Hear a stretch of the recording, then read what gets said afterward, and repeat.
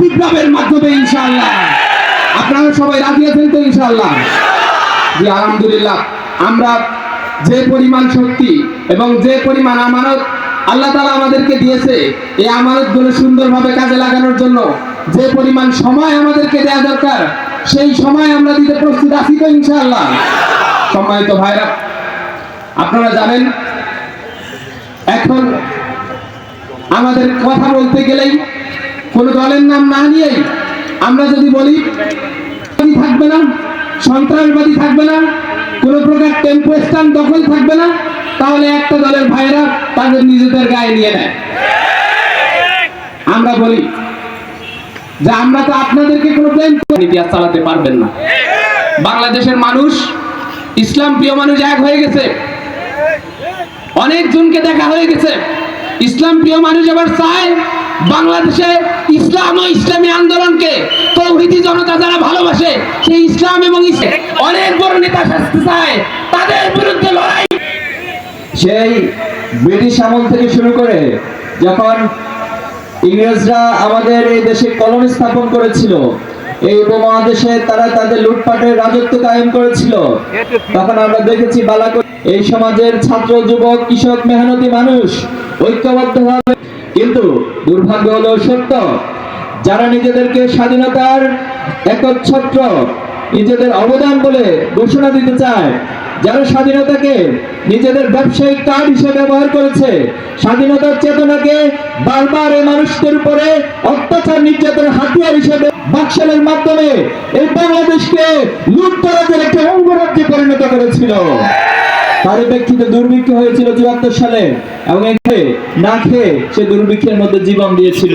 ঠিক অপর পক্ষে আমরা দেখেছি সে দুর্ভিক্ষের সময় শেখ মুজিবের পরিবারের বিয়ে শাদী হতো সোনার মুকুট মাথায় দিয়ে। মনে আছে আপনাদের? মুরব্বীরা ভালো জানেন।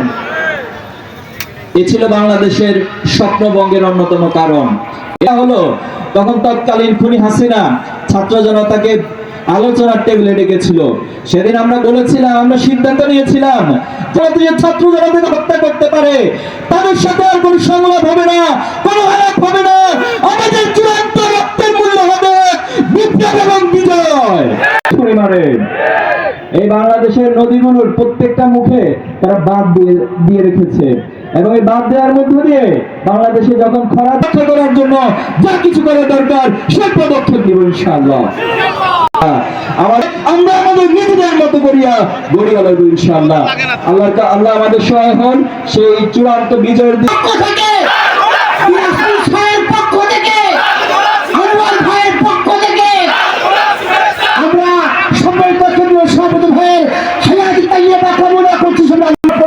ভোট দিতে দেয় নাই, 14 সাল 24 সাল আমরা নির্বাচন করি নাই। এই গণজোয়ার আমাদেরকে আশ্বস্ত করছে আগামী ফেব্রুয়ারি মাসে শুধু দিনাজপুর ছয় নয়, বাংলাদেশের সংখ্যাগরিষ্ঠ আসন নিয়ে ইসলামী সংগঠন সমূহ ইসলামী সরকার গঠন করবে ইনশাআল্লাহ।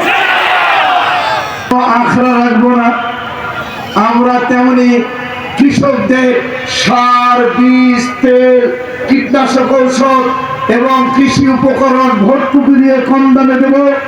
আমরা তেমনি বেকার শিক্ষিত যুবকদের কর্মসংস্থান হবে, দলের পরিচয় নয়, ধর্মের পরিচয় নয়। আমরা ওই বাকি যাদের কর্মসংস্থানের ব্যবস্থা করব ইনশাআল্লাহ। সম্মান করতে দিব না, এরকম সামাজিক নিরাপত্তার একটা দেশ কায়েম করবে ইনশাআল্লাহ। এক্সপার্ট বেশি আছে,